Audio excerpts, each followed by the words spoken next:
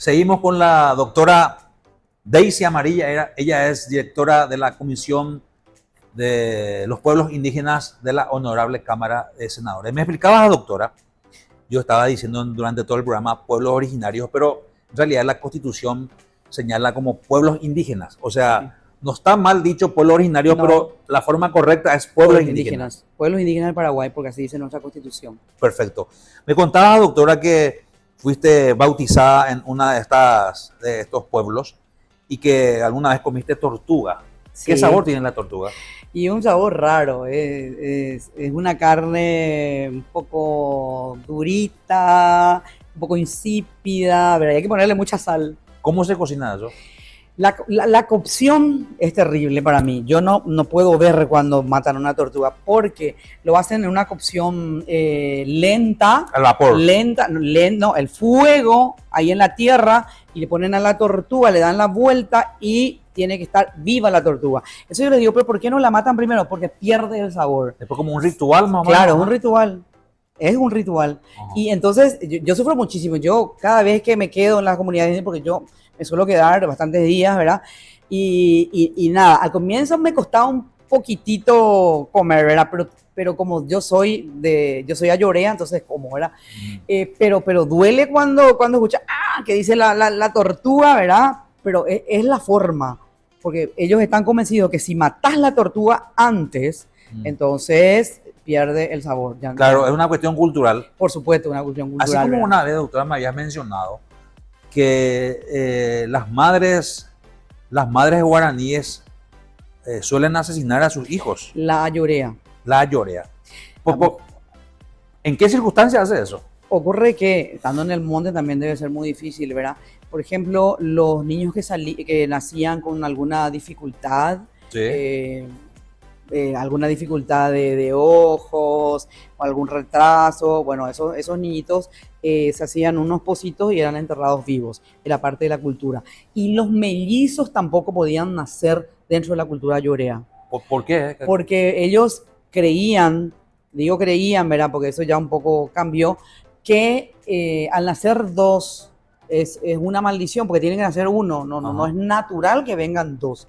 Entonces, ¿qué hacían las mujeres?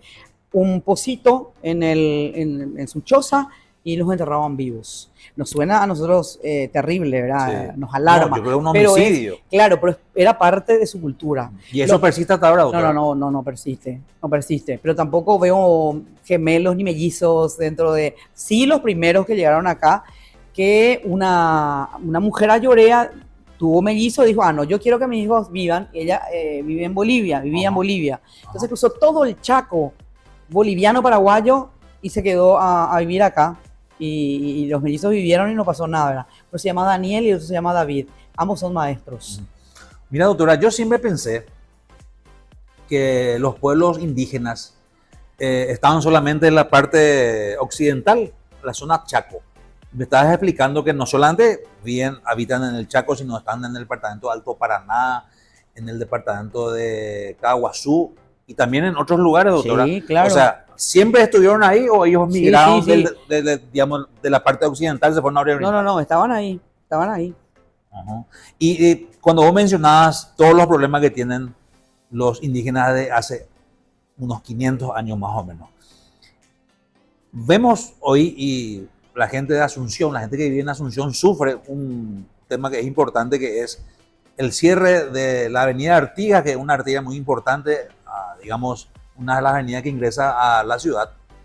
Y eso está cerrado, estuvo cerrado y ahora está siendo cerrado nuevamente por los indígenas. Obviamente ellos cierran porque quieren tierra para allá vivir, cosechar y, digamos, tener una vida más digna, ¿verdad? ¿Cómo es que el Estado paraguayo no es capaz de solucionar esos problemas? Ya que citábamos inicialmente, 140.000 personas indígenas, según el censo, habitan este país. ¿Cómo es que no se puede solucionar eso, doctora? Yo creo que hay mucho dinero en el Paraguay, pero, digamos, falta una mejor gestión o no hay una intención, o es una cuestión de leyes, es una cuestión de voluntad política. ¿De quién depende, doctora? Mira, de leyes no, porque nosotros tenemos una de las mejores leyes, la Constitución Nacional la ampara, ¿verdad? Eh, yo creo que la problemática, sobre todo de la zona oriental, es el tema de la soja en este momento, Sí, ¿verdad? Porque los indígenas son expulsados de sus territorios. Muchos ancestrales, muchos quizás ya no, pero son expulsados. Y obviamente, ¿cómo se lucha contra los ojeros que tienen muchísimo dinero?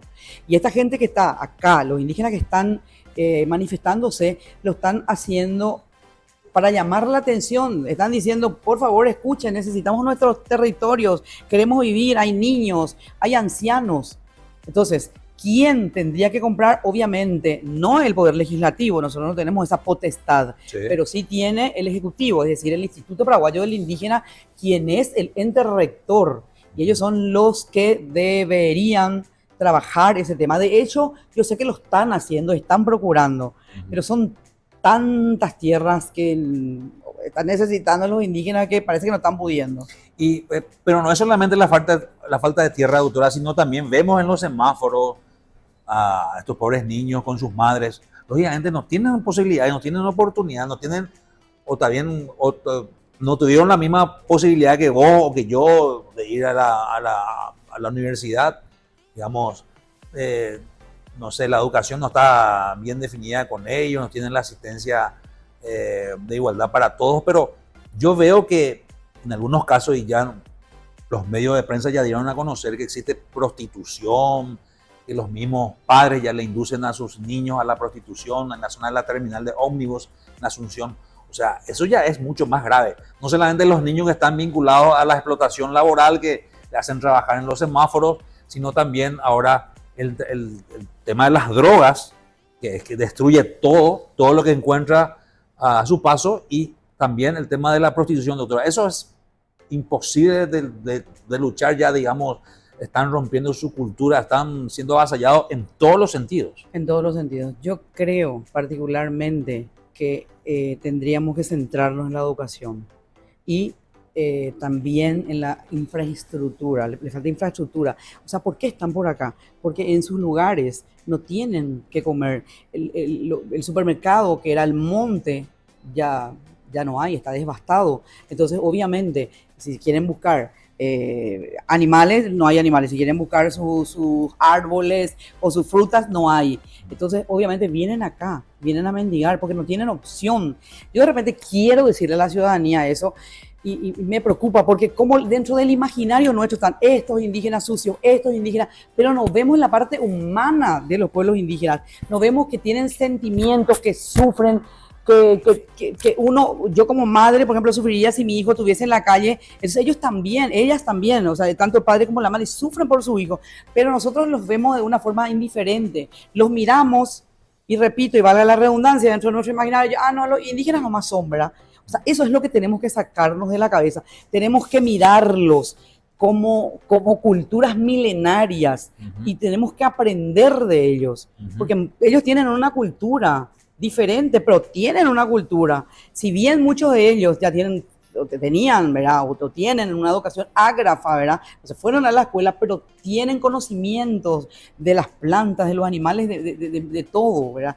Y a mí me da mucha pena. Yo sufro, pero horrores, cuando me voy al Chaco, aquí o en la zona oriental, de cómo cada vez están siendo y siguiendo humillados, ¿verdad? Porque son humillaciones. Nosotros vemos las películas, doctora, que puede ser ficción o puede ser verdad también, ¿verdad? Pero en los Estados Unidos, por ejemplo, están los Pieles Rojas, ellos tienen también su cultura indígena, lógicamente, y ahí vemos que varios de ellos se dedican, por ejemplo, a tener centros de entretenimiento como casinos, hoteles, casas de juegos.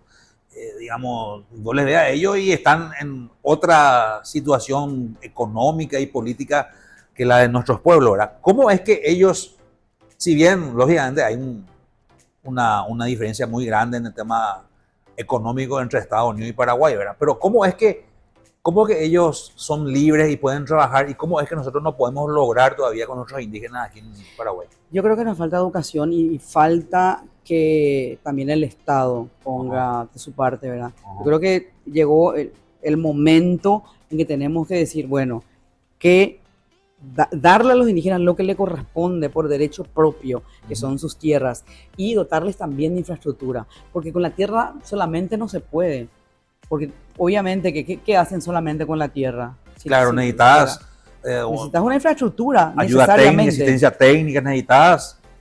Obviamente, y también las escuelas, necesitamos que se formen, ya no hay vuelta atrás, ya los indígenas en el monte ya es medio difícil, ¿verdad? Los ayoreos son en realidad, como ya la vez pasada yo lo había dicho, ¿verdad? Son los primeros, los últimos a salir en el monte, ¿verdad? Sí, del monte. Sí, sí. En el año 1956, con el indígena que yo les había comentado, Sí. en nuestro curso de la semana que tuvimos de los pueblos indígenas, homenaje a Marilyn Renfeld, el primer indígena capturado fue en el año 1956 y los últimos salieron en el monte en el 2004. Ajá. Y todavía algunos están en el monte, ¿verdad? Por ejemplo.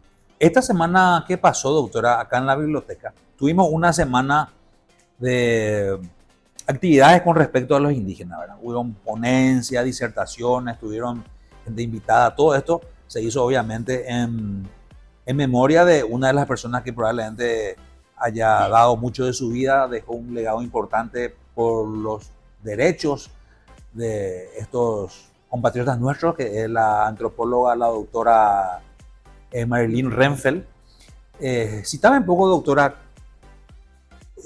todas estas actividades que tuvimos acá en la biblioteca, ¿qué te dejó a vos como una persona encargada también de luchar por los derechos de estos compatriotas y cuál es el aporte? Creo que ahí tenemos unos libros que también dieron como donación.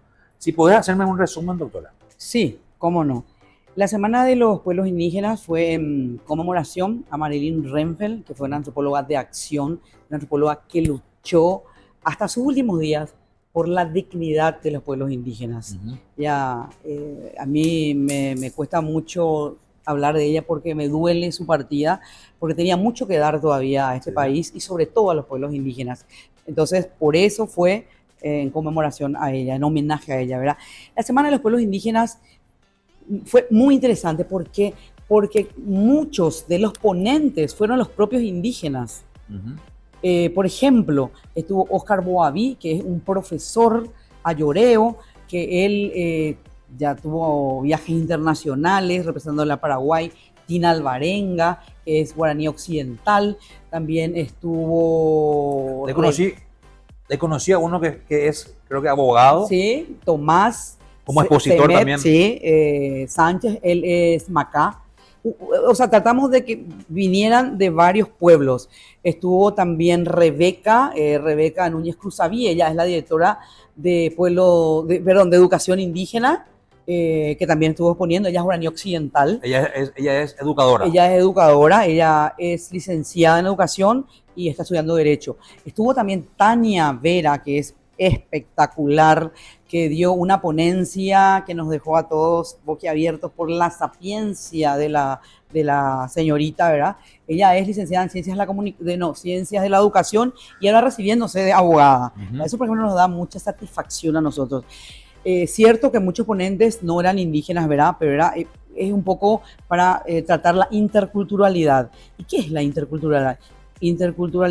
Aprender de ellos y que ellos aprendan de nosotros. Bueno, contarle a la gente, doctora, que acá tenemos mucho material con respecto a lo que decía la doctora, mucho material antropológico, datos que le puedan servir a los que estudian y quieran conocer más sobre los pueblos indígenas.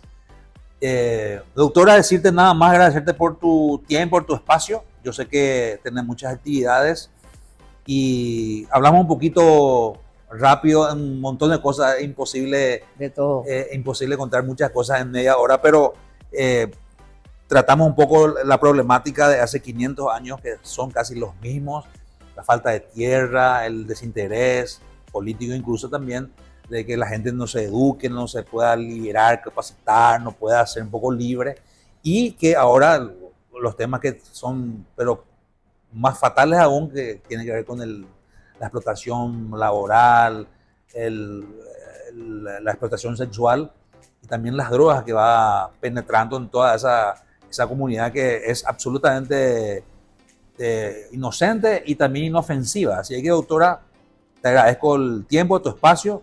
Si quieres contarme algo cortito. Sí, antes de terminar, yo quería comentarles, ¿verdad?, que existe, tenemos lo que se llama educación intercultural, un curso para maestros indígenas, que lo hacemos en el mes de julio y en el mes de diciembre. Acá también colabora la Comisión de Pueblos Indígenas de la Cámara de Senadores. O sea, estamos atentos a lo que hace la universidad, en este caso la Universidad Católica, que es quien nos invitó. Entonces, ¿qué es lo que tratamos en estos temas? Justamente lo que acabas de mencionar, la problemática no solamente de tierra, sino el tema de la sexualidad de las niñas, qué es lo que pasa con esto, también la explotación, es decir, varios temas que tienen que ver con los profesores, para que los profesores vayan a sus comunidades y para alertar, ¿verdad? Porque en realidad es gravísimo lo que está pasando, ¿verdad? Entonces, tratamos dentro de la comisión de colaborar con todo, o sea, nos piden y ahí nosotros estamos, ¿verdad? Genial, doctora. Procuramos, ¿verdad? Genial, doctora. No te digo que somos perfectos, ¿verdad? Pero dentro de la Comisión de Pueblos Indígenas hay mucha gente trabajando en pos al bienestar de los pueblos indígenas. Mis compañeros son excepcionales y todos están al servicio de los pueblos indígenas de Paraguay. Genial, doctora. Muchas gracias por tu presencia, doctora. Gracias a ustedes. Estuvo con nosotros la doctora Daisy Amarilla. Ella es la directora de la Comisión de Pueblos Indígenas de la Honorable Cámara de Senadores. Este fue un episodio más de Voces de Biblioteca. Estaremos con ustedes en otro momento. Muchas gracias.